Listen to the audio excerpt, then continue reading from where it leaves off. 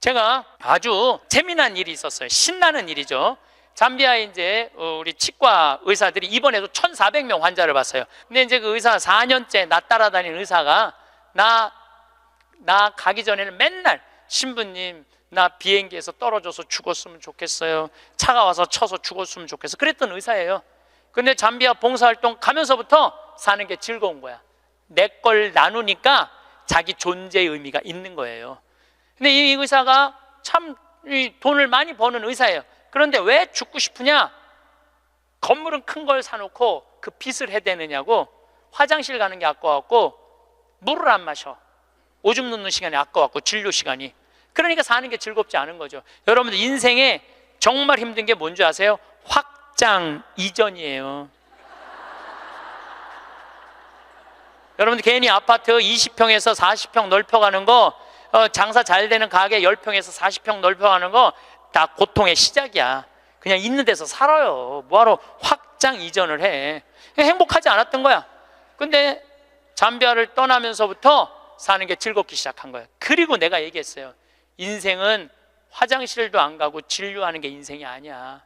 먹고 마시고 노는 게 인생이야. 제발 먹고 마시고 놀아. 그랬더니 그때부터 먹고 마시고 놀기 시작하는 거예요. 일주일에 이틀 과감하게 놀고 1년에 성지순례 10일 나 따라가고 뭐 성지순례 뭐 다른 데 또 가고 뭐 호주 의사들 같이 여행 다니고 1년에 40일을 놀아요. 40일을 무지하게 노는 거예요. 그러니까 그 조카가 이제 군대 갔다 와서 아르바이트 하면서 그렇게 노니까 이모한테 그렇게 물어보더래요. 이모, 이 치과 월급은 나오는 거야? 이렇게 물어보더래요. 그런데 내가 물어봤어요. 그렇게 먹고 마시고 놀면서 진료할 때랑 화장실도 안 가고 진료할 때랑 어느 때 돈을 더 많이 버느냐? 그랬더니 요즘이 훨씬 많이 번대요. 그리고 세무서에서 연락 왔대요. 돈이 너무 많이 벌려갖고 세무조사 나올 테니까 직원들하고 또 어디 놀러 가라고. 그래서 이제 다음 달에 어디 정동진인가 직원들 데리고 놀러 간대요. 여러분들 집에서 청승 떨고 아무것도 안 마시고 지립대 일만 한다고 돈이 벌려지는 게 아니에요.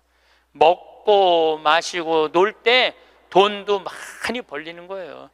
이 세상에서 보통 안 먹고 안 마시고 안 놀고 고생한 사람이 70살에 당신 암이라고 그러면은 이분들이 공통적으로 하는 얘기가 있어요. 나는 억울해서 못 죽는다고. 공통적으로 하는 얘기가 그 얘기예요. 평생 고생만 하고 살았는데 나는 억울해서 못 죽는다고. 나는 호강해야 된다고. 이때부터 산삼을 캐와라, 좋은 의사를 대라, 다 소용없는 짓이에요. 그러니까 암 걸리기 전에, 당신 죽는다는 얘기하기 전에 이 삶을 만끽하고 삶의 기쁨 속에서 사실 필요가 있다는 겁니다. 그럼 우리나라 1살서부터 30살 행복하냐? 30살서부터 60살 행복하냐? 60살서부터 120살 행복하냐 이거예요. 제 얘기는 제가 왜 120살이라고 말씀드리느냐 하면 20년 전에 제가 강의할 때 앞으로 100세 시대 올 겁니다 라고 말씀드렸을 때 많은 할머니들이 이렇게 말했어요. 신부님, 끔찍한 소리 하지 마세요. 무슨 100살을 살아요? 그런데 요즘 텔레비전에 100세 안보장, 100세 연금보장 나와요, 안 나와요? 나오죠? 이런 거 나올 줄 꿈에도 몰랐을 거예요. 그럼 앞으로 20년 후에 텔레비전에서 100세 안보장, 100세 연금보장 나올까요? 20년 후에는 120세 안보장, 120세 연금보장 나오게 돼 있어요. 그렇다면 지금 60대신 분들은 앞으로 몇 년을 더 살아야 되느냐면은 60년을 더 살아야 돼요. 60년을. 아까 첫 시간에 제가 이런 말씀 드렸어요. 남편하고 자식들을 위해서 전부 바치지 말라고. 얼마만 바치라고? 반만 바치라고. 반은 누구를 위해서 남겨놔야 돼? 나를 위해서 남겨놔야 돼요. 내가 행복해야지 남편도 행복하고 자식도 행복한 거예요. 내가 불행한데 어떻게 남편하고 자식이 행복할 수 있습니까? 우리 부모님이 80 넘어 돌아가셨다. 한번 손 들어보세요. 80 넘어 돌아가셨다. 우리 부모, 이렇게 많아요. 부모님이 90 넘어 돌아가셨다. 손 들어보세요. 손 내리시고, 우리 부모님이 아직 90이 넘었는데 아직도 살아계시다. 손 들어보세요. 자, 혹시 우리 부모님 아니라 이모, 고모라도 100살이 넘은 사람이 있다. 한번 손 들어보세요. 거긴 몇 살이에요? 104살. 그 뒤에 분은 101살? 네. 보통 제가 이렇게 강의할 때 2분 정도 100살 넘은 부모님 있다고 얘기를 해요. 2분 정도. 무슨 얘기냐면은 지금 한국에 100살 넘은 사람이 몇 명이냐면 2만 명이야. 2만 명. 100살 넘은 사람이, 아니 옆에 아무나 100살 넘은 사람이 있으니까 2만 명이 넘어요. 그럼 앞으로 20년 후에는 내가 보기엔 20만 명 훨씬 넘어요. 여기 그 대상자들 전부 앉아 있는 거예요. 대상자들 전부 앉아 있는 거예요. 그러면은 1살서부터 30살 행복하냐? 1살서부터 30살은 뭐 해야 되는 나이냐면은 엄마 아빠, 중요한 건 친구들하고 먹고 마시고 놀아야 되는 나이예요. 여러분들, 사람이 되려면 책상 안에서 공부를 해야지 사람이 되는 게 아니에요. 사람이 되려면은 친구들하고 어우러져서 뛰어놀아야지 사람이 돼요. 엄마 아빠랑 그 정을 느끼면서 뜨거운 어머니의 사랑, 아버지의 사랑을 느끼고 살아야지 사람이 되는 거예요. 책상 안에서 공부만 한다고 사람이 되는 게 아니에요. 근데 초등학교 1학년 애가 엄마 아빠 친구들이랑 좀 먹고 마시고 놀라고 그랬더니 엄마 아빠가 이렇게 말합니다. 이놈의 새끼야, 네가 지금 먹고 마시고 놀 시간이 어디 있어? 공부해야지. 초등학교 1학년 애가. 제가 한동안 영어학원을 다녔어요. 잠비아 이제 가느냐고. 영어학원 이제 지하에다 주차를 해놓고 1층에 애들이 타요. 애들이 타면 초등학교 애들이 타는 거죠. 영어학원 온다고 타는데 요만한 애가 가방을 2개를 메요. 앞에 하나, 뒤에 하나. 내가 물어봐요. 너 몇 학년이냐? 초등학교 1학년요. 그래요. 이거 가방을 왜 2개냐? 이거 학교 가방, 이거 학원 가방. 딱 그래 애들이. 또 요즘 애들 중에 내가 너무 놀란 애들이 있어. 들어올 때 보면은 가방 안 메고 와요. 여행용 캐리어를 끌고 들어와. 여행용 캐리어를. 네, 캐리어를 끌고 다니는 애도 있어요. 보면은. 이게 초등학교 애가 학원을 13개까지 다니는 애를 봤어요. 얘는 엄마 아빠 친구들이랑 먹고 마시고 놀 시간이 없는 애예요. 중학교 올라가면은요, 중학교 올라가면은 자율학습 해야지, 보충학습 해야지, 학원 다녀야지. 엄마 아빠랑 먹고 마시고 놀 시간이 어디 있어? 얘는, 인간은요 언제 행복하냐면은 먹고 마시고 놀 때 행복한 거예요. 이거는 내가 요즘 인문학 교수들 얘기를 들어보면 결론은 그거야. 근데 너는 나중에 행복해. 넌 지금 나중에 행복하려면 지금 먹고 마시고 놀지 말어. 그래갖고 먹고 마시고 놀지 못하게 해요. 그럼 너 서울대학 가서 먹고 마시고 놀아. 그럼 우리나라 서울대학 가는 애들은, 공부하는 애들의 0.5%만 서울대학을 가요. 99%는 서울대학 못 가요. 99%는 가지도 못할 서울대학 때문에 20년 인생을 다 날려버리는 거예요. 얘네들은 먹고 마시고 놀지 못하는 거예요. 그래서 얘네들 안에 뭐가 없느냐면 기쁨이 없어요. 얘네들 안에 뭐가 없느냐면 행복이 없어요. 친구가 있어야지 사람은 행복한 거예요. 친구가 없는 사람은 판단력이 떨어지게 돼 있어요. 친구가 없는 사람은 정보가 취약할 수밖에 없어요. 여러분들 자식들도 정말로 답답하게 키우고 싶으면 계속 학원 보내면 돼요. 예. 그러니까 제일 중요한 거는 먹고 마시고 노는 거예요. 그럼 얘가 30년 동안 30살 이후부터 너 행복해야 돼. 그 30살부터 얘가 삼성에 취직해갖고 행복할 수 있다고 생각하세요? 우리말에 이런 말이 있어요. 먹어본 놈이 먹고 놀아본 놈이 논다고. 먹고 마시고 노는 것도 아무나 먹고 마시고 노는 게 아니에요. 먹고 마시고 놀 줄 모르면은 얘는 나중에도 행복할 수가 없어요. 나는 직원들한테도 나중에 잘 안 해줘요. 언제 잘해줘? 지금 잘해줘. 지금 잘해주려면 지금 잘해줘. 네.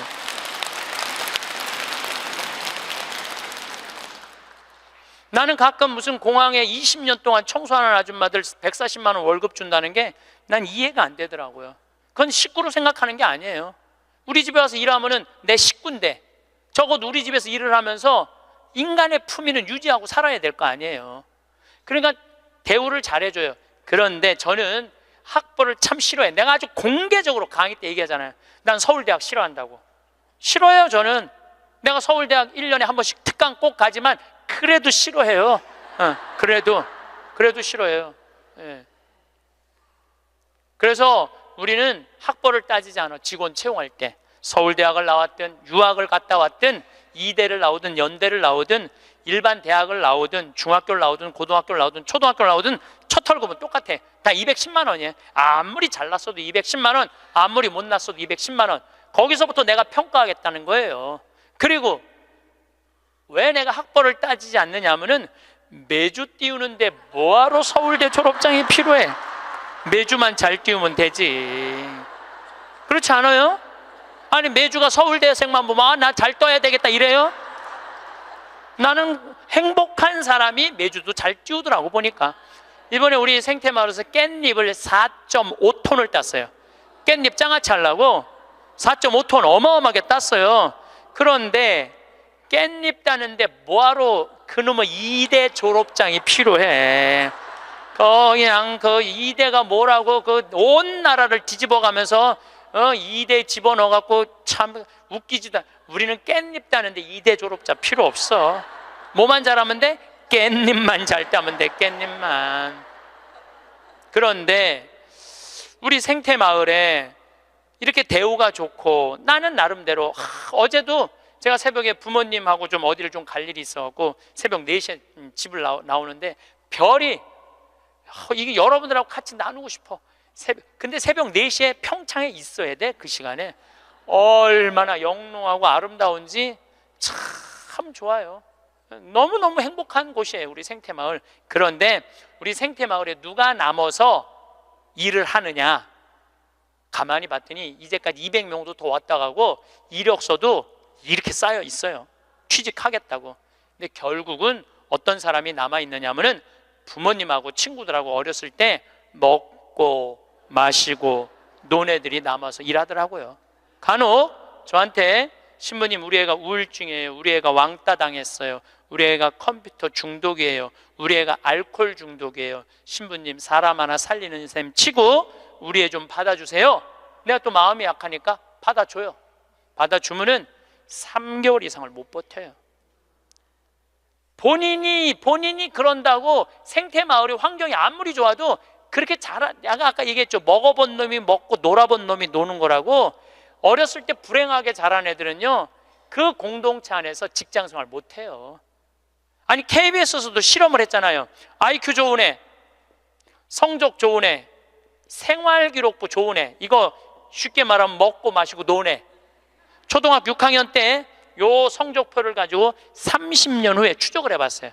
누가 행복하게 사나? 그랬더니 IQ 좋은 애도 아니고 성적 좋은 애도 아니고 뭐 좋은 애야? 생활기록부 좋은 애, 먹고 마시고 노는 애들이요 결국은 잘 살더라 이거예요. 결국은.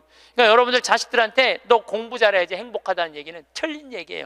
이 얘기가 핀란드에서는 이미 결론이 난 거예요. 핀란드는 초등학교 입학 조건이 뭔지 아세요? 잘 노는 애. 잘 노는 애가 입학 조건이에요.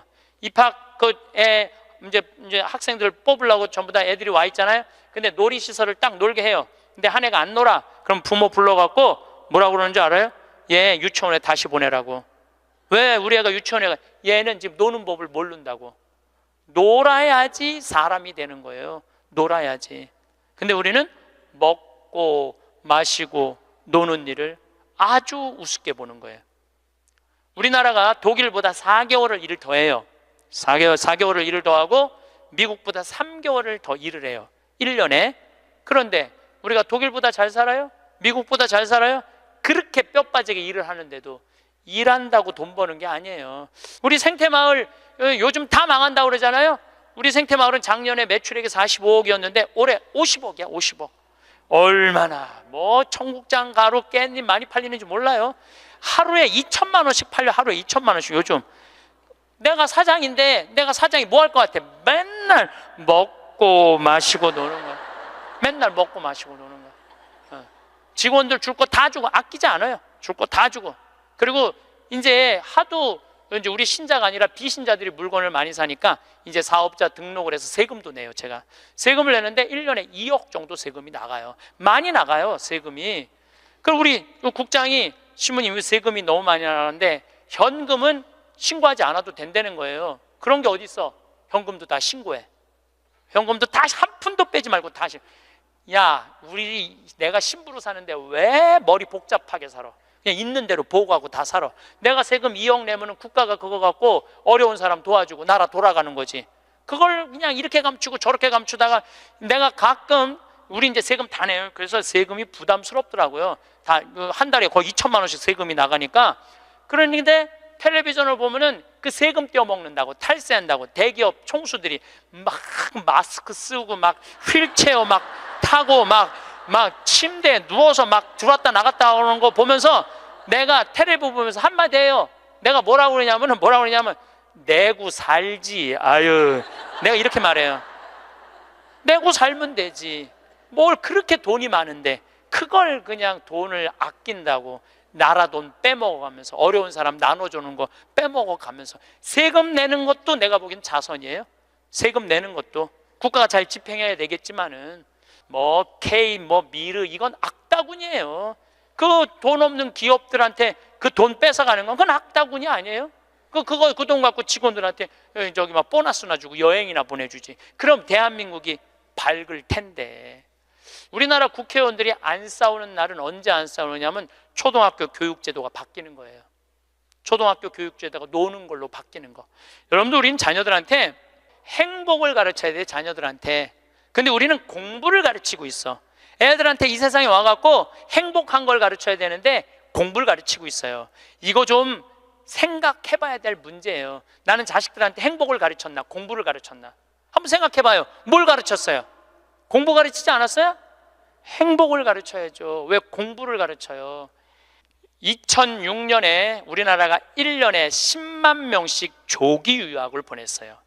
2006년에 그때 조기 유학 분불었어요. 얘네들이 딱 10년 지났어요. 결론이 나와 있어요. 지금 조기 유학 다 실패했어요. 90%가 다 실패했어요. 그러면은 초등학교 4학년, 5학년 애가 조기 유학을 떠나. 그러면 미국에 가면은요 여권 심사대에서 막 영어로 막 물어봐요. 너 여기 왜 왔냐? 며칠 머무를 거냐? 뭐 때문에 왔느냐? 막 물어봐요. 그것도 한국말로 물어봐요? 영어로 물어봐요. 그럼 초등학교 4학년 애가 당황스러울 것 같아요? 안 당황스러울 것 같아요? 당황스럽죠. 그리고 미국에 딱 가갖고 수업을 하면은요 아무리 한국에서 영어 공부 열심히 잘해도 못 알아들어요. 얼마 동안? 1년 동안 못 알아들어. 걔가 무슨 죄를 졌다고 1년 동안 말도 못 알아듣는 데서 고생을 해야 돼? 그리고 여러분들 인종차별 여러분들은 잘 모르지만은 저는 정말로 외국을 많이 다니면서 확실하게 인종차별 느껴요. 신부인 난데도 아주 농담하는 애들 많아요. 너 뭐하러 혼자 사느냐? 막 하느님이 네 뭐 애인이냐? 막 이래가면서 웃기지도 않게 인종차별해요 걔네들이. 그럼 초등학교 4학년 애가 그 인종차별을 다 겪는 거야. 그러면 한국에서 걔한테 유학 한번 보내려고 그러면 9.11 테러 이후부터 미국은 외국인을 공립학교에 받아들이지 않아요. 다 어디에 들어가야 되냐면 사립학교에 가야 돼. 사립학교는 중학교, 고등학교 1년에 4천만 원, 5천만 원이에요. 등록금이. 1년에요. 1년에 4천만 원, 5천만 원이에요. 3년에 5천만 원이 아니고 기숙사비 3천만 원이에요. 방학이 4번인데 거기 못 있어요. 부모 없으면은 한국에 들어왔다 나갔다 해야 돼. 그러면 얘는 혼자 간 애는 계속 들어왔다 나갔다 해야 돼요. 그럼 비행기 값 1,000만 원이야. 그럼 1억이 나가야 돼요. 유학 보내면은. 그럼 우리나라 대기업 연봉 1억이거든요. 1억이면은요 아버지는 아무것도 안 쓰고 얘한테 다 보내야 돼. 아버지는 아무것도 안, 아버지도 먹고 마시고 놀아야 되는 사람인데 그걸 못 하는 거예요. 그러니까 자식하고 마누라 보내면은요 더 아무것도 못 해. 그러니까 친구들도 하루 이틀 같이 놀아주는 거지. 저녁 같이 술도 못 먹자고 그래요. 내가 기러기 아빠들이랑 술 많이 먹었어 옛날에. 먹어보면 그 얘기를 하면 정말로 가슴이 아파요. 그러면은 하루 이틀 그러다가 이제 혼자 술집에 가는 거야. 혼자 술집에 뭐 장미 뭐 이런 데 가면은 그 아가씨가 아유 사장님 외로워 보여 이렇게 말하면은 내 마음을 알아주는 여자는 이 여자밖에 없구나. 그래서 뭐해? 사랑에 빠지는 거예요. 그걸 남들은 바람 핀다고 그러지. 예. 그래서 바람 피는 거예요. 혼자 외로우니까. 인간은 어쩔 수가 없거든요. 그 시간에 집에 들어가갖고 아이하고 아내하고 해주는 거 맛있게 먹고 마시고 놀았으면 그 사람 바람 안 폈을 거예요. 대기업의 부장 정도 올라갈 사람이면 열심히 산 사람이니까. 그렇죠? 그러면은 애는 학교 가갖고 언어 안 돼, 인종차별 당해. 엄마는 또 미국 가갖고 애 학교 가면은 심심하잖아요. 거기서 또 놀고 있는 또 멀쩡하게 생긴 남자하고 또 외로우시겠어요, 사모님. 그러면 거기서 또 이제 또 바람 피고, 아빠는 한국에서 바람 피고 엄마는 미국 가서 바람 피고, 애는 인종차별 언어에 갖고 정신 우울증에 걸리고, 그런 일이 벌어진다니까요. 한두 집이 아니라니까요. 뭐를 위해서 애를 유학을 보낸 거예요? 뭐를 위해서? 다 집안 풍비박산 만들어 놓고. 그러니까 애한테 공부를 가르치면 안 된다니까요. 행복을 가르쳐야 돼요. 우리가 뭐를 해서 행복한지.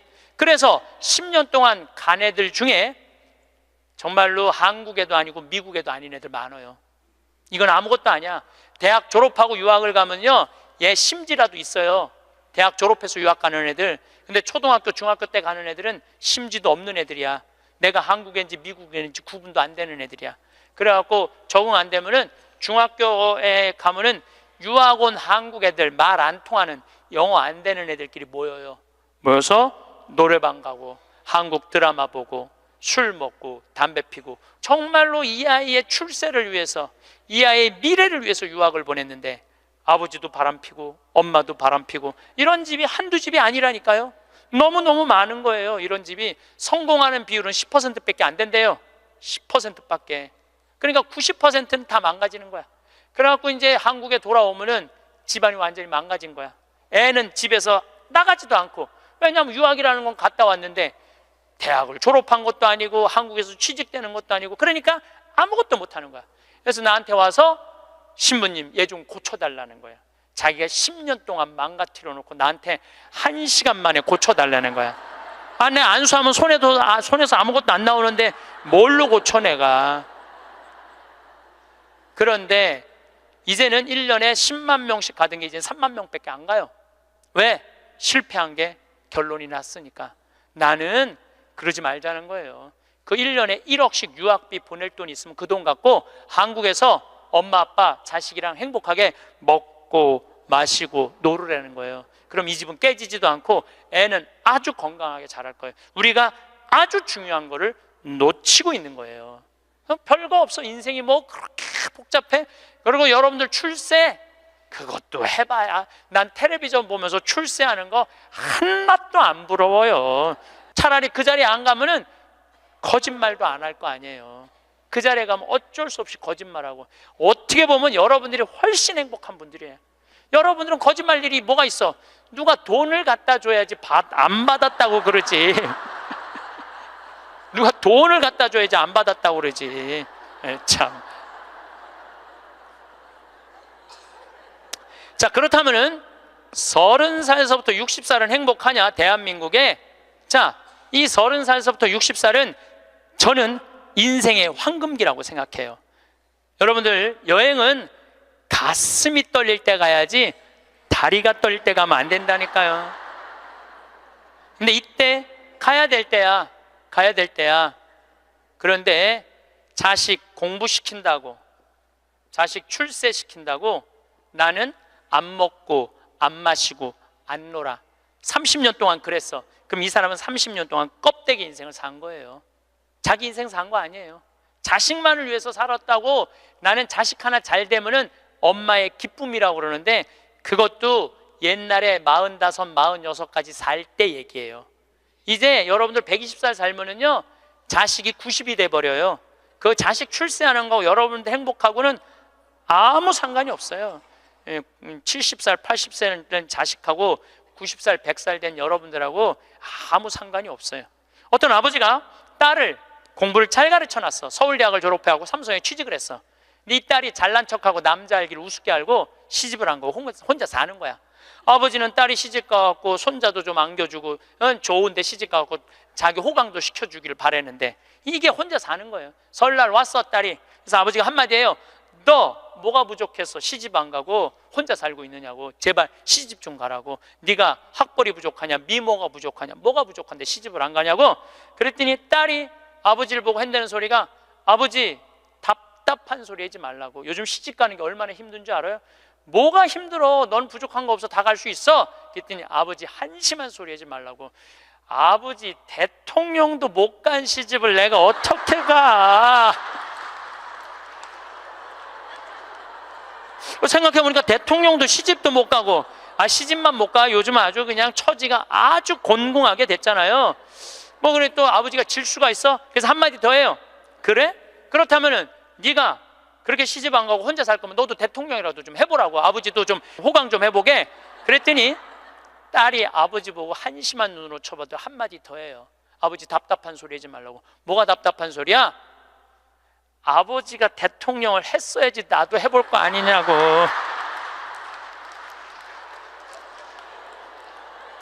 여러분들, 자식을 대통령 만들고 싶으면요, 여러분들이 먼저 대통령이 돼야 돼요.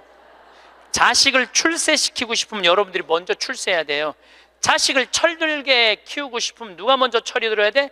여러분들이 먼저 철이 들어야 돼. 그런데 여러분들이 30살에서부터 60살까지 자식 출세만 바란다고 빈 껍데기로 30년을 살았어.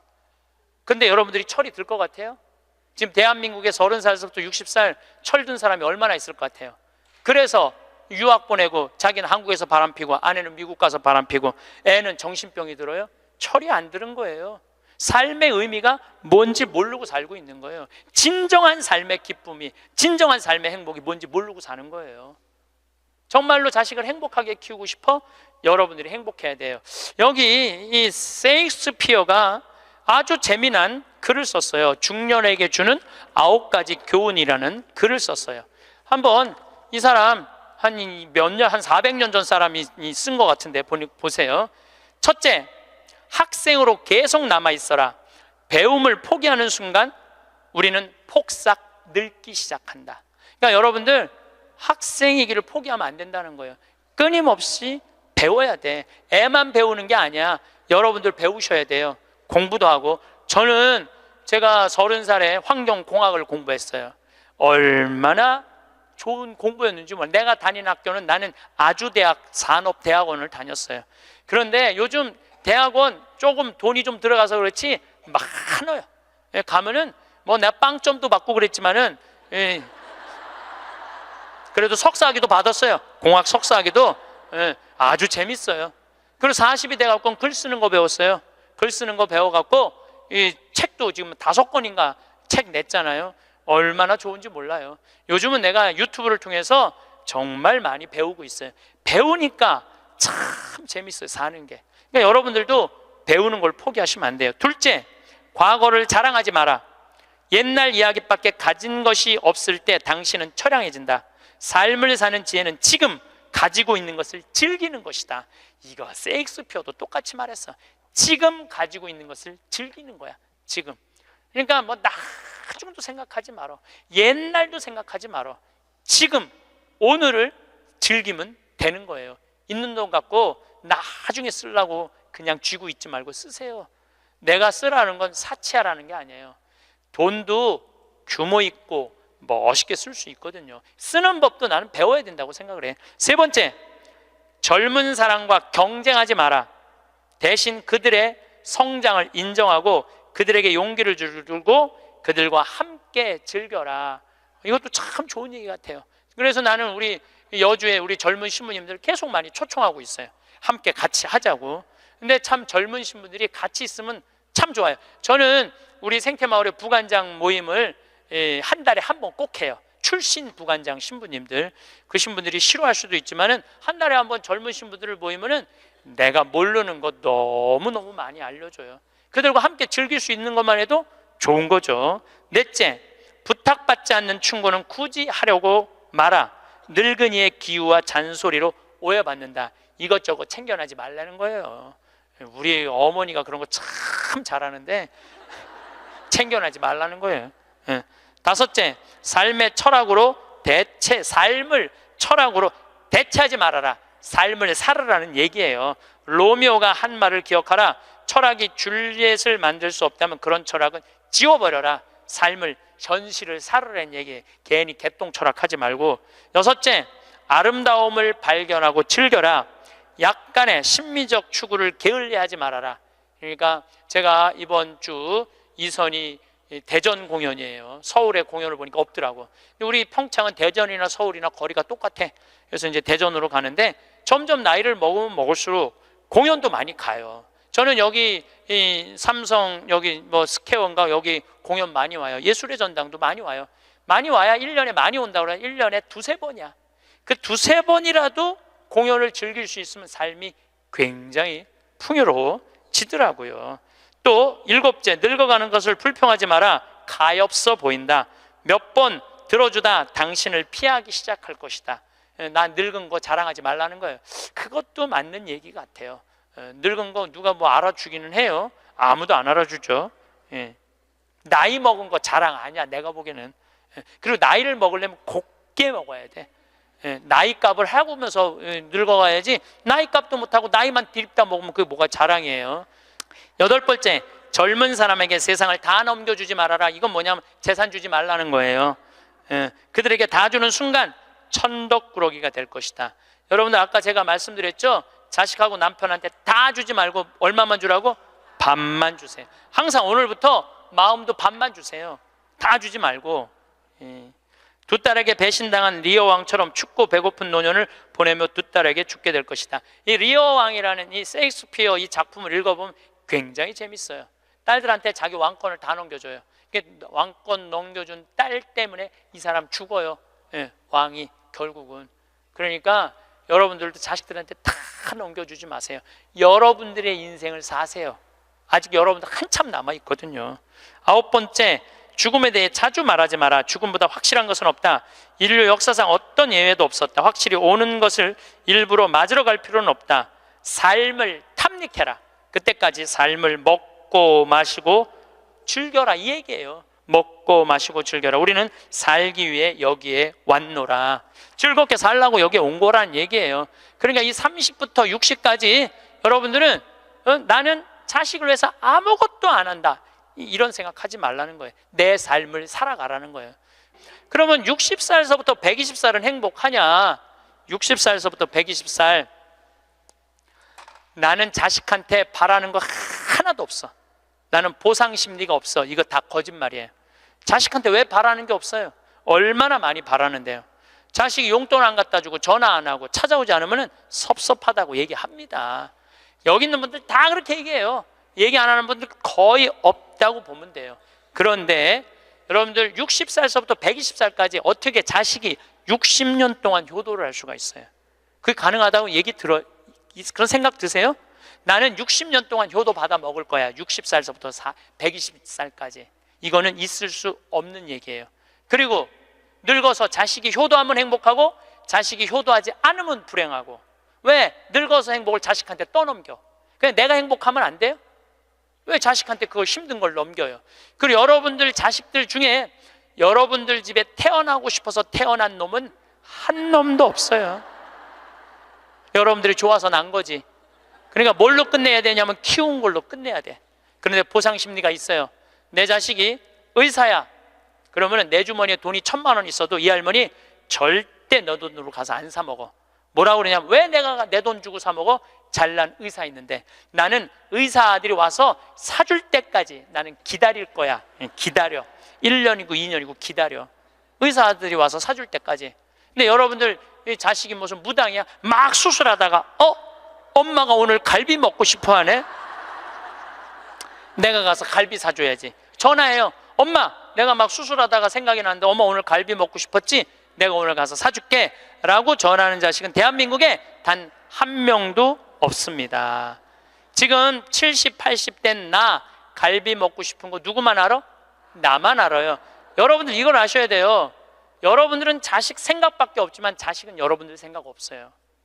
그건 확실합니다. 왜냐면 이게 실험의 결과가 나왔어요. 어떤 실험을 했느냐면 요즘은 사랑의 감정을 촬영할 수 있대요.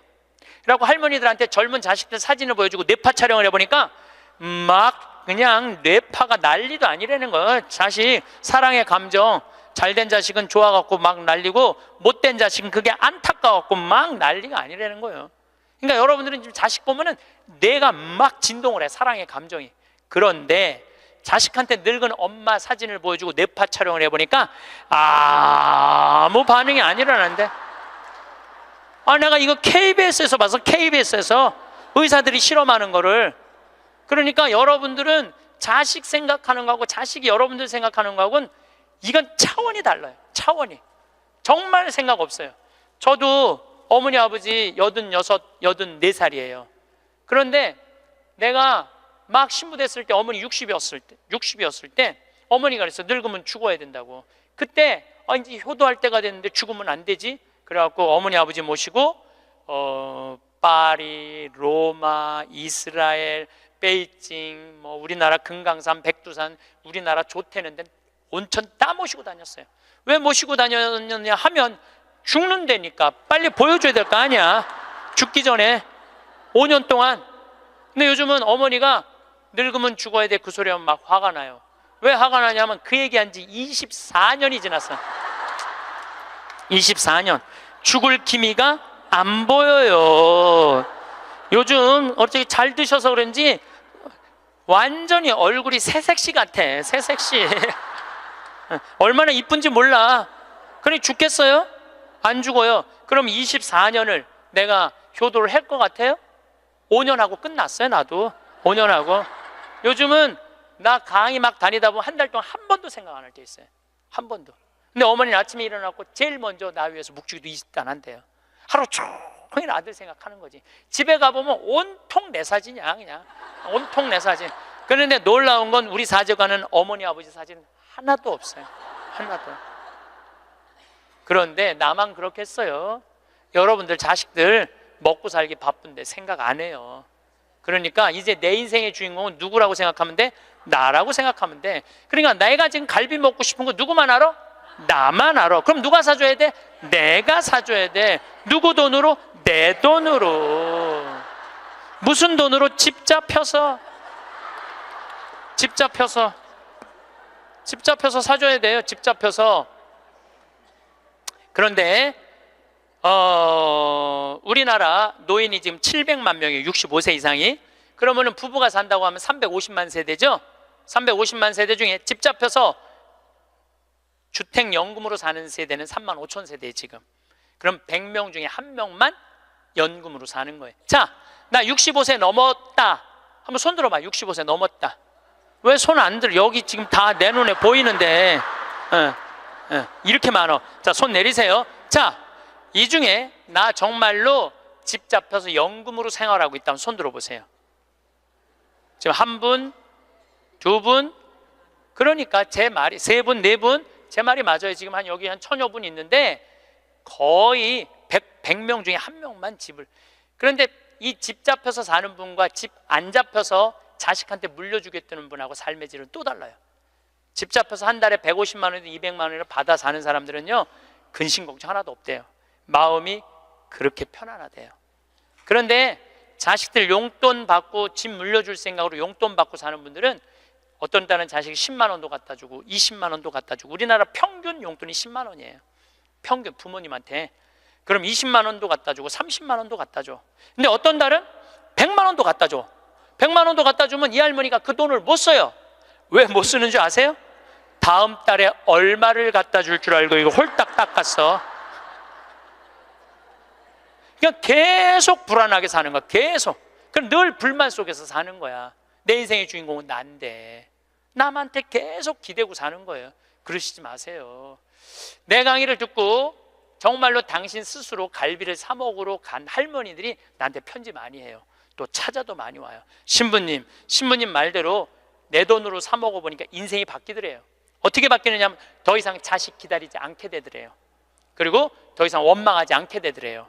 더 이상 섭섭한 거 없더래요. 그냥 내 돈 갖고 내가 사 먹으면 되지. 대신 너는 나한테 재산 끝이야. 이렇게 딱 정리가 되고 나니까 너무 편안하더래요. 그리고 남은 인생은 내가 책임질 수 있겠다라는 자신감이 생기더래요. 그래서 너무 감사하다고. 너무너무 감사하다고. 아니 그 할머니 중에 내 강의에 딱 맞는 할머니 한 분 오셨어. 여기 여의도에 사는 분인데 개신교 다니는 분이야. 순복음교회 다닌대요. 빌딩이 3개가 있대. 우리 집에 왔는데 뭐 하여튼 에쿠스 뭐 900인가 뭐 리무진인가를 타고 왔는데 어마어마하게 좋은 차를 타고 왔어요. 예, 에쿠스가 아니라 제너시스. 기사를 대갖고 왔어. 근데 그러는 거예요. 신부님, 내가 40에 혼자 돼갖고 아들 셋을 키웠다는 거. 신부님 말대로 의사, 교수, 사장이라는 거예요. 근데 2년 전까지는 내가 너희들 그렇게 키웠는데 왜 나 한번 안 찾아오느냐, 맨날 원망했대요. 근데 어느 날 갑자기 내가 그러더래요. 늙어서 갈비 먹고 싶으면 지 돈으로 사 먹으라고. 왜 자식을 기다리느냐고. 근데 자기 돈으로 사 먹어보니까 더 이상 안 기다려지더래요. 섭섭한 거 없더래요. 그리고 사는 게 너무너무 즐겁더래. 내 자식하고의 이런 관계를 끊고 내 삶을 살다가 보니까 걸리는 게 하나도 없대. 그러니까 여러분들도 그렇게 사셔야 돼요. 언제까지 자식하고 엉겨서 그걸 살 수 있다고 생각하세요? 그냥 내 인생의 주인공은 나야. 내가 알아서 살아야 돼. 그래서 여러분들의 인생을 꼭 사시기를 바랍니다. 행복합니다. 마지막 돌아갈 곳이 어딘지 분명히 알고 있는 사람. 돌아갈 곳이 어딘지 알아 그 길을 닦으며 사는 사람. 먼 여정에도 가지고 갈 것이라고는 남에게 베푼 것뿐인 사람. 가지고 갈 것이 하나도 없이 살아온 흔적조차 남기지 않는 사람. 살아서는 조롱과 부끄러움에 비틀거리지 않는 날이 하루도 없었나니. 우리는 누군가의 바람을 먼저 헤아리고 누군가의 필요를 우선하며 내 마음은 늘 뒤로 밀어두곤 합니다. 그렇게 살다 보면 어느새 내 삶이 아닌 다른 사람의 삶을 사는 것 같은 기분이 들기도 하지요. 하지만 이제는 분명히 말할 수 있습니다. 내 인생의 주인은 나라고, 내 행복을 가꾸는 사람은 결국 나 자신이어야 한다고 말입니다. 이것은 이기적인 선언이 아닙니다. 오히려 가장 정직하고 건강한 삶의 태도입니다. 나를 먼저 돌보지 않으면 누구도 제대로 돌볼 수 없습니다. 내 마음이 메마르면 누구에게도 따뜻함을 나눠줄 수 없습니다. 그러니 이제는 주연 자리로 돌아와야 합니다. 내 삶의 중심에 나를 다시 세워야 합니다. 우리는 왜 이렇게 행복을 미루며 살아왔을까요? 조금만 더 여유가 생기면, 다음 달만 지나면, 이 일만 끝나면 그때 가서 하고 싶은 것을 하겠다고 다짐합니다. 그런데 신기하게도 그 다음 달이 와도 여유가 생겨도 또 다른 핑계가 생깁니다. 그렇게 행복은 늘 미래 어딘가에 있고 오늘은 그저 견디는 시간이 되어버립니다. 이런 삶의 패턴은 어디서 시작된 것일까요? 아마도 우리는 누군가를 위해 희생하는 것이 이덕이라고 배워왔기 때문일 것입니다. 나를 뒤로하고 다른 사람을 먼저 챙기는 것이 옳은 일이라고 믿어왔기 때문입니다. 그런데 그 과정에서 정작 나 자신은 잊혀졌습니다. 내 마음이 무엇을 원하는지, 내 몸이 얼마나 지쳐 있는지, 내 영혼이 무엇을 갈망하는지 들여다볼 시간이 없었습니다. 행복을 미루는 데는 또 다른 이유도 있습니다. 바로 두려움입니다.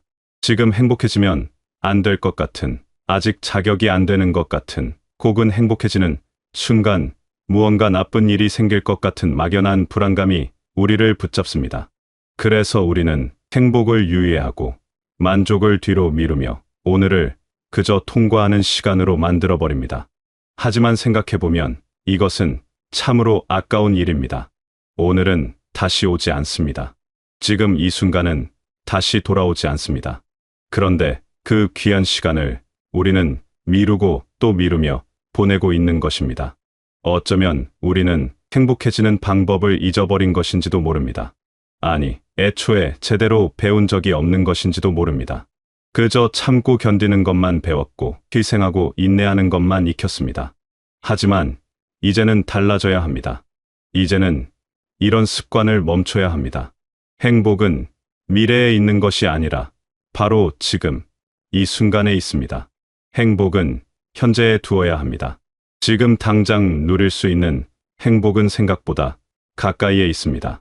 아침에 눈을 떴을 때 느끼는 고요함, 창밖으로 들어오는 따스한 햇살, 좋아하는 음식을 천천히 음미하는 시간, 편안한 옷을 입고 집 안을 거니는 여유, 마음 맞는 사람과 나누는 진심, 어린 대화. 이 모든 것이 행복입니다.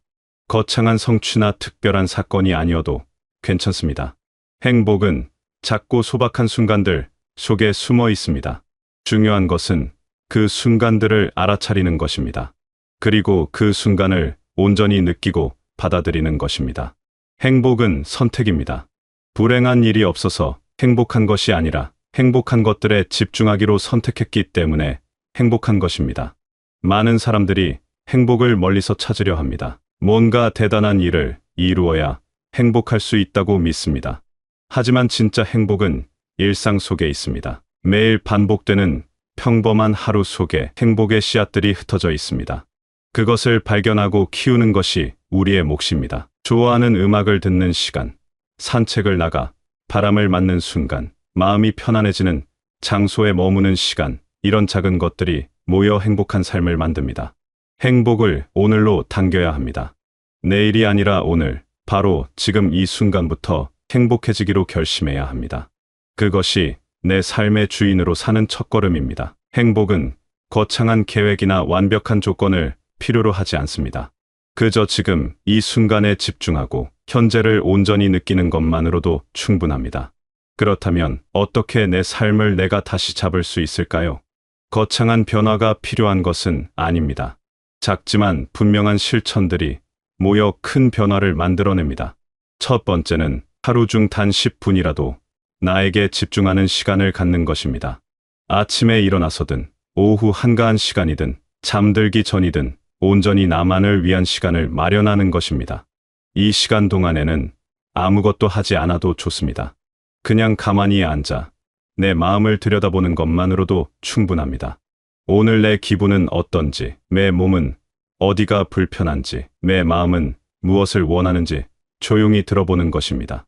이런 시간이 쌓이면 나 자신을 더 잘 이해하게 되고 내가 진정으로 원하는 것이 무엇인지 알게 됩니다. 자신과 대화하는 시간을 갖는다는 것은 나를 존중하는 첫 번째 방법입니다. 내 내면의 소리를 듣지 않고서는 진정한 행복을 찾을 수 없기 때문입니다. 두 번째는 미루지 않는 작은 경험을 누리는 것입니다. 가고 싶었던 곳이 있다면 오늘 가보는 것입니다. 먹고 싶었던 음식이 있다면 오늘 먹어보는 것입니다. 하고 싶었던 일이 있다면 오늘 시작해보는 것입니다. 물론 모든 것을 당장 할 수는 없습니다. 하지만 적어도 하나씩은 실천할 수 있습니다. 작은 실천이 쌓이면 삶이 달라집니다. 내일로 미루는 습관에서 벗어나 오늘을 사는 삶으로 바뀝니다. 그리고 그 과정에서 우리는 내 삶의 주도권을 되찾게 됩니다. 내가 하고, 내가 결정하고, 내가 행동하는 삶. 그것이 주인공으로 사는 삶입니다. 작은 경험 하나하나가 쌓여 큰 변화를 만들어냅니다. 오늘 하루를 의미 있게 보내는 것. 그것이 바로 인생을 의미 있게 사는 방법입니다. 세 번째는 남의 기준이 아닌 내 감정 기준으로 하루를 설계하는 것입니다. 우리는 너무 오래 남들의 기준에 맞춰 살아왔습니다. 이 정도는 해야 한다. 이것은 하면 안 된다. 이렇게 사는 것이 정상이다. 수많은 기준들이 우리를 올감했습니다. 하지만 이제는 그 기준들을 내려놓아야 합니다. 대신 내 감정을 기준으로 삼아야 합니다. 이것을 하면 내가 기분이 좋은가? 이 사람을 만나면 내 마음이 편안한가? 이 일을 하면 내가 만족스러운가? 이런 질문들을 스스로에게 던지고 솔직하게 답해야 합니다. 그리고 그 답에 따라 선택해야 합니다. 다른 사람이 뭐라고 하든, 세상이 어떤 기준을 제시하든 나의 감정과 마음이 가장 중요한 기준이 되어야 합니다. 내 감정을 존중하는 것은 나를 존중하는 것과 같습니다. 내 마음의 소리에 귀 기울이고 그것을 따르는 용기가 필요합니다. 이렇게 세 가지를 실천하는 것만으로도 삶은 조금씩 달라집니다. 처음에는 어색하고 불편할 수 있습니다. 나를 먼저 생각하는 것이 이기적으로 느껴질 수도 있습니다. 하지만 계속하다 보면 이것이 이기적인 것이 아니라 건강한 것임을 알게 됩니다. 나를 제대로 돌보는 사람만이 다른 사람도 제대로 돌볼 수 있습니다. 내가 행복한 사람만이 다른 사람에게도 행복을 나눠줄 수 있습니다. 주인공으로 산다는 것은 모든 것을 혼자 해결한다는 뜻이 아닙니다. 오히려 내 삶의 방향을 내가 정하고 내 선택의 책임을 내가 진다는 의미입니다. 도움이 필요하면 도움을 청하고 함께할 사람이 필요하면 함께하되 그 모든 선택의 중심에 내가 있다는 것입니다. 주인공으로 살기 위한 이런 행동들은 거창하지 않습니다.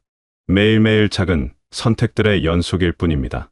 하지만 그 작은 선택들이 모여 인생이 됩니다. 매일 나를 먼저 생각하고 매일 행복을 미루지 않고 매일 내 감정을 존중하는 선택을 하다 보면 어느새 삶 전체가 달라져 있습니다. 더 이상 누군가의 조연이 아닌 내 인생의 당당한 주인공으로 서 있는 자신을 발견하게 됩니다.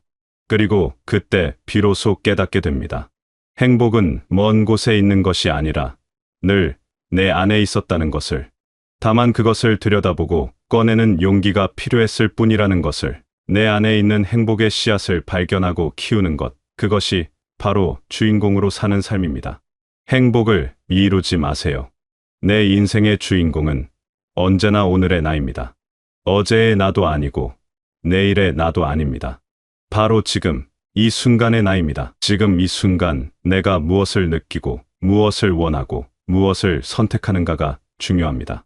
과거에 어떻게 살았든 미래에 무엇이 기다리고 있든 지금 이 순간을 어떻게 사느냐가 삶의 질을 결정합니다. 그러니 더 이상 행복을 뒤로 미루지 마세요. 오늘 당장 작은 행복이라도 찾아보세요. 오늘 당장 나를 위한 시간을 가져보세요. 오늘 당장 내 마음의 소리를 들어보세요. 지금 이 순간부터 여러분의 삶은 달라질 수 있습니다. 단 한 번의 선택으로도 삶의 방향은 바뀔 수 있습니다. 여러분의 오늘은 여러분이 살려야 빛납니다. 누구도 대신 살아줄 수 없습니다. 아무리 사랑하는 사람이라도, 아무리 가까운 사람이라도 여러분의 오늘을 대신 살 수는 없습니다. 오직 여러분만이 여러분의 오늘을 살 수 있습니다. 그러니 소중히 살아야 합니다. 의미 있게 살아야 합니다. 행복하게 살아야 합니다. 그것이 나 자신에게 줄 수 있는 가장 큰 선물입니다. 그리고 그 선물은 결국 주변 사람들에게도 전해집니다. 행복한 사람 곁에는 행복이 머물고 당당한 사람 곁에는 당당함이 전해지기 때문입니다. 내가 행복하면 그 행복은 자연스럽게 다른 사람들에게도 퍼져나갑니다. 이것이 바로 나를 먼저 사랑해야 하는 이유입니다. 삶은 한 번뿐입니다. 이 진리는 너무나 단순하지만 우리는 자주 잊고 삽니다. 다시 한번 기회가 주어진다고 생각하며, 나중에 해도 된다고 생각하며, 지금이 아니어도 괜찮다고 생각하며 살아갑니다. 하지만 지금이 아니면 언제일까요? 오늘이 아니면 어느 날일까요? 우리에게 주어진 시간은 생각보다 짧고 우리가 가진 순간들은 생각보다 소중합니다. 그러니 더 이상 미루지 말고, 더 이상 유예하지 말고 지금 바로 시작해야 합니다.